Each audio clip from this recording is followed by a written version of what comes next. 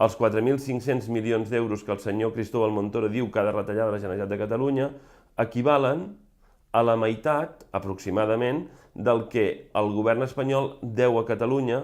amb diners pressupostats, reiteradament pressupostats, que inclouen la disposició addicional tercera de l'Estatut d'Autonomia, més les inversions compromeses amb rodalies ferroviàries, més inversions compromeses amb circulació viària, amb carreteres, ponts, etc., que equival a més de 8.000 milions d'euros, sense tenir en compte els interessos que això hauria generat a la nostra economia. Per tant, els 4.500 milions d'euros que diu el senyor Cristóbal Montoro que ha de retallar la Generalitat de Catalunya equivalen aproximadament a la meitat d'allò que el govern espanyol deu a la Generalitat de Catalunya i que deu perquè està obligat per llei i perquè està obligat pels seus propis pressupostos.